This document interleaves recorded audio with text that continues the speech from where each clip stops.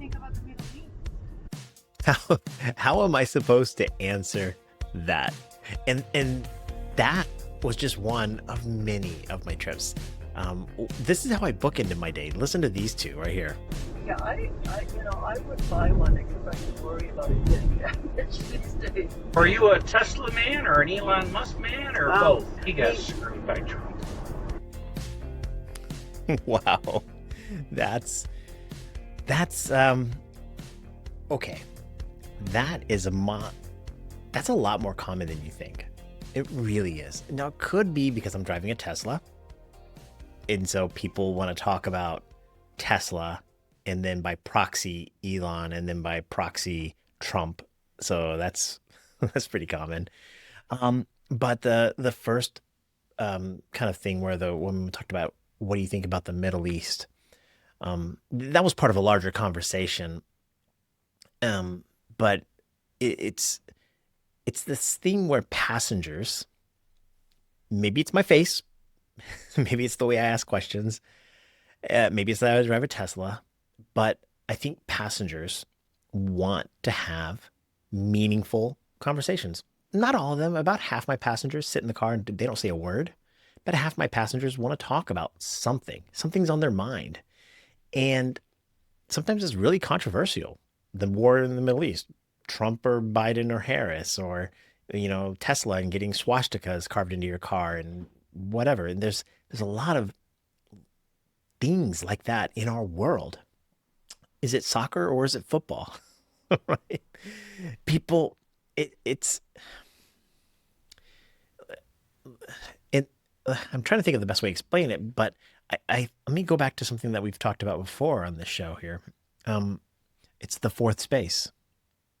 The first space is your home. The second, your work. The third is like your community, your friend group. But that fourth space is when you're with strangers, especially kind of almost anonymous and you're face to face. You're sojourners in the sense of two passengers or two people on a journey in this Uber. It's an intimate space. It's my personal car. And people are dying to talk about the things that matter to them. And it could be, religion or politics or whatever. And if you, as an Uber driver or an Uber passenger, are a good communicator, a good listener with empathy, you can probably get some really good stories. And here's what I think about it. When you get into an Uber, it's you are most likely never going to see that person again. Neither one, the driver or the passenger. Occasionally I get some repeat Uber passengers because I drive in some small areas, but for the most part, of my 13 some odd thousand trips, most of my passengers, I'll never see them again. So there's that. I think the second part is it's a confined space. It's like we can see the world going on around us, but you get into a car and the door's shut and it's quiet. All of a sudden it's kind of like a confession booth. And then the third part is me as the driver, and maybe I've done it a lot. I think I ask real questions. Not like who you vote for or anything like that. But when I say, how is your day going? I really care. And I think it comes across in my tone and the way I say it. And, how's your job treating you these days? Or, man, you know, I really think you're going to do great on that test. I think people, whatever it is, the way, if you say it with real emotion, not fake, authentic, people respond. And that kind of soup that's stirring the pot gets people to just talk. Oh, that sounds kind of crazy, right? So how do you handle those situations when people want to get into a controversy? It's tough. Now, my natural instinct when people want to talk about Trump or Biden or Elon Musk or whatever else or the war in the Middle East, I have an opinion. I have an opinion, no doubt. But I'm the Uber driver. I'm the server. I work for them. And my job isn't to try to persuade them what's right or wrong. Even if I wanted to, the rides are so short that I'm not going to win hearts and minds toward a certain ideology, theology, political idea, whatever. There's just no way for me to be able to do that in that short period of time. Nor are they going to change my mind. The idea is to just listen.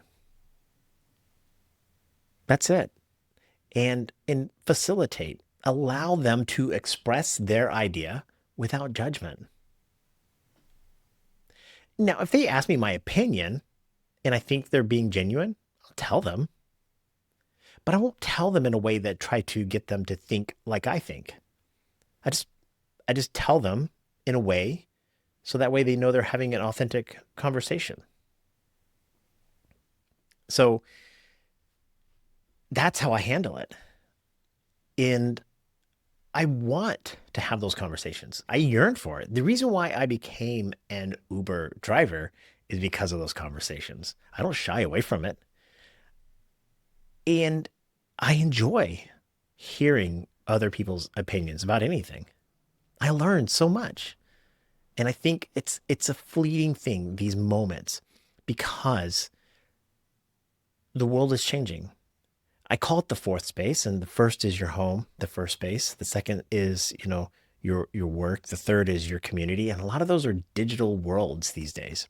The fourth space is where these strangers we connect and we talk. And we're in an Uber, you're a sojourner, you're two strangers on a journey. And it's a short trip. But soon they'll be all autonomous cars. And you'll get into a car. And I'm not offended if somebody gets in their car and they have headphones on.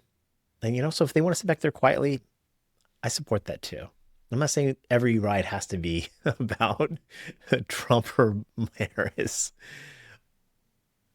but these are important parts of humanity.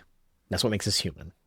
I don't think we are designed to live in a world where humans can be in such close proximity to each other and not talk. It seems illogical. It'd be different if we were on the bus together or we're walking down the street next to each other. I think those are different scenarios. But in my car, it's quiet. It is. Some people say it's like a bartender. The bartender, where you go to the bar and you just kind of tell the bartender your problems. But it's different in the sense that you and the bartender are face to face. You're talking eye to eye. Also, you can go back to that bar anytime you want. That bartender can always be there. And there's other people around. It's not anonymous. It's not strangers. And the bartender is going to be talking to other people. So it's kind of like a bar, but kind of not. Other people say it's kind of like a confession booth. And I think that's a little bit more accurate. But I'm not a priest. I can't, I'm not a Catholic, so I don't say that. I'm not mocking it, just I'm acknowledging that it's Catholic. But yeah, I'm not, I don't have a way to, absolve you of your sins. I would just tell you to confess them to Christ. I am a Christian and, we're all sinners, but that environment's very similar. They're sitting behind me, so I can't really see them. Even when the guy was sitting next to me, I'm not looking at him. I'm driving, and so it's a different conversation, especially when they're sitting behind me. They can look at me and see my hand gestures, my body language, whereas I can only listen to them. So to wrap this up here, I'm not afraid about talking about controversial things, and in fact, I encourage it. Not to debate, not to hash it out, not to win hearts and minds, but to listen and learn. I love that. And I think being an Uber driver is one of the best things that's ever happened to me because it facilitates those conversations. And I think people want to talk about those things. So I think as an Uber driver, I like it. facilitate it. If people come into my car and tell me about the Tesla, are you an Elon guy or a Musk guy or whatever? Yeah, I know what they want to talk about, so I let them talk about it. But again, I don't try to convince them. And all three of those people, all those three of those rides, they were because one of them was a group. They were really nice, and I learned a lot. I really did. And they all three tipped. They did too. It was it was nice. It was good. It was good. I encourage you to find these spaces. So, hey, my name is Levi Spires. This is the Daily Drive.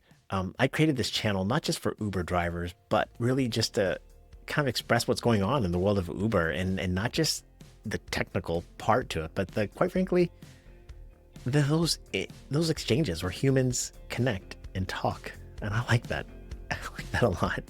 If you're an Uber driver for 2025, I want you to drive your way. There's going to be a lot of advice of how to do this, how to make the most amount of money. And I want you to. I really do. And I think you should listen to that advice.